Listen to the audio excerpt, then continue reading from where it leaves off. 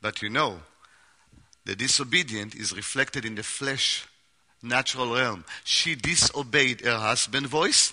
Thus, she cut this shadow reflection of the God. Because in God there is one unity, love.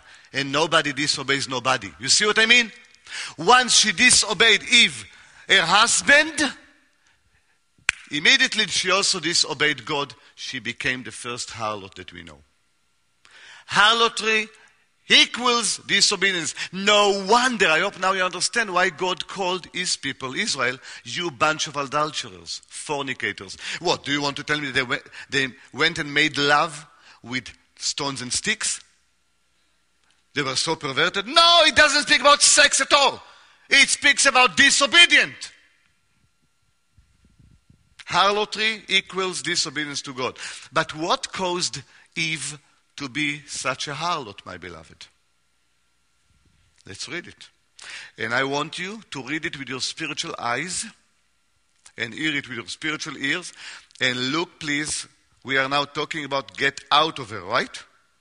We are just in the finals, almost in the final stage. We are before crossing the Jordan. I'm summarizing to put you back into place, right?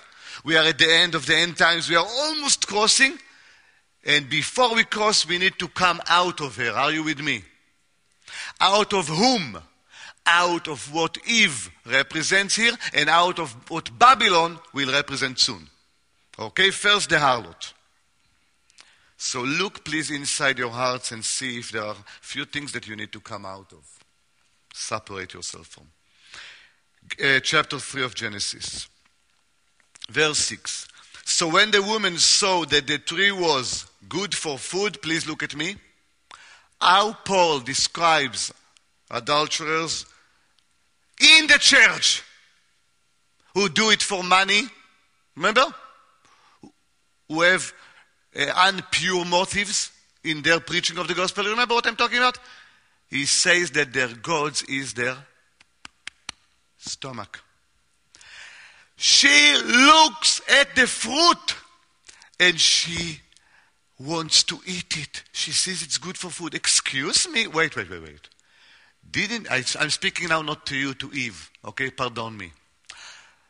Dear Eve, look around you. Don't you have enough trees to eat from? It was not, please understand, it was not out of hunger. Do you get it? She wanted more. Her God was her stomach. Harlotry. Number one, she craved food that was forbidden for her. Number two, and that it was pleasant to the eyes. You know what's the word which is used pleasant here? Ta'ava, lust. Do you have things that you lust after with your eyes? Is your stomach your God? You are in Babylon. You're a harlot. Rabbi, don't be so harsh on us. I am not. It's the Bible. Blame it. I told you I will finish with good, encouraging, full of hope message. Yeah? So, here she is, lustful to the eyes, and a tree desirable to make one wise. Aren't we like this? We crave knowledge, more PhD, more this. I want to know more. Give me this.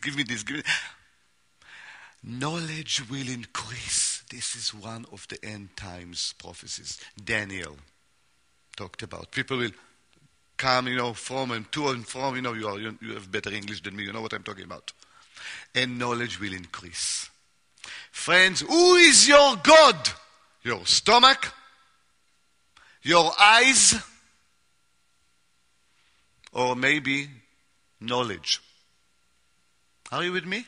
Are you still awake? So she took, and she gave also to her husband. Let's quickly go to Genesis 10, because what happened? Her sin. Remember we talked about harlotry, friends? My beloved, when the wife cheats on her husband, sexually, a according to scriptures. This is the only reason when you can say, bye-bye, sweetie. Good life is over between us. Out of my house. By the way, this is biblical divorce. You know what is the meaning of biblical divorce? Legaresh, to kick you out of my presence. What does God do? He divorces Adam and Eve. Are you with me? He kicks them out of his presence. The first account of harlotry and the first account of divorce. What this divorce led to, and I'm very short in time, it led to the man fall into such a decline, morally decline, that Noah came about. Remember the flood? God was fed up of what he created, with what he created, right? And then God, as God, love, full of love, gives a second chance through Noah's sons. Did they really take advantage of this chance? Nope. Beloved, chapter 10 of Genesis lead us to Babylon. Remember, the beginning and the end are connected. And here we have the builder of Babylon, Nimrod, who was a son of the accursed son of Noah. You know that there was one of the three sons of Noah was accursed. Cursed. Ham. Okay? And in verse 8,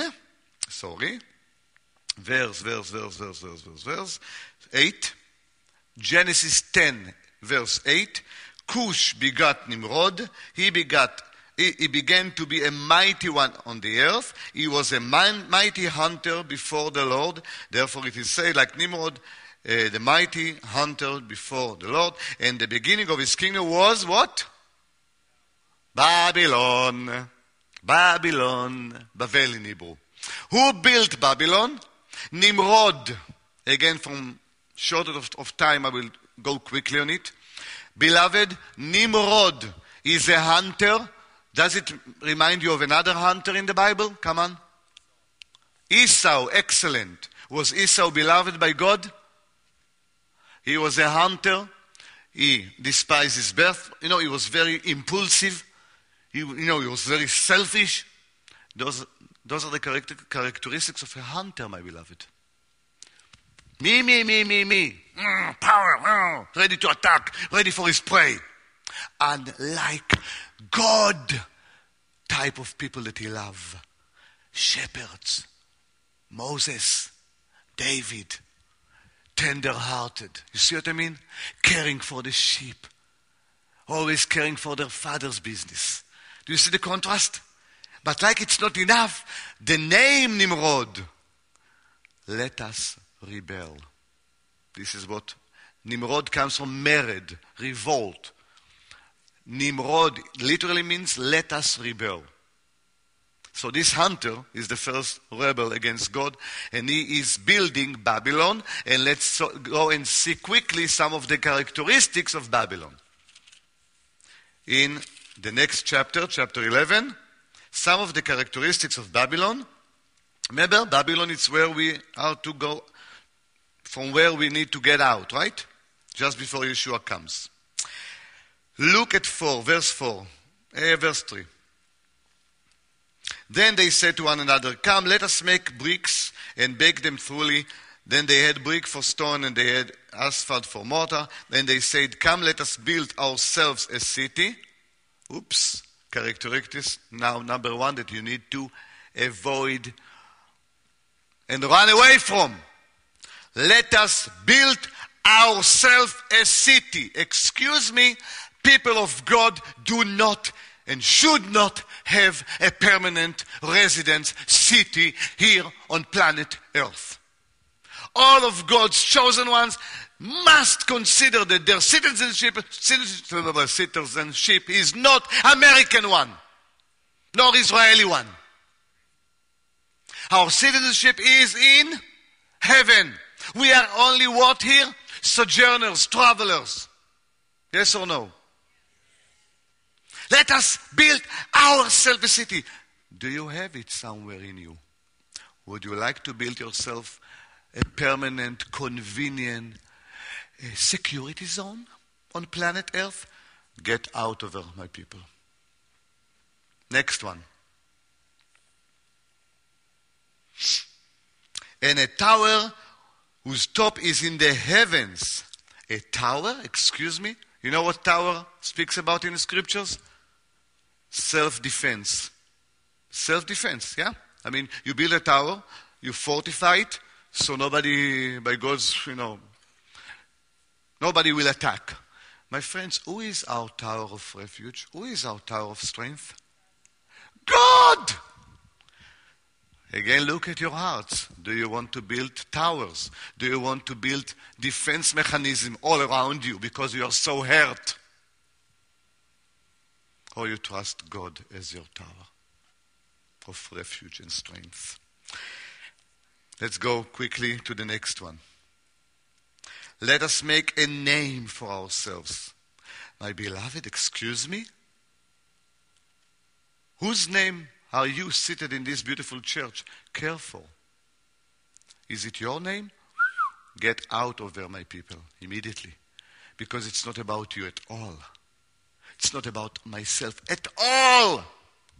It's about Him and only Him. Yes, can I hear amen?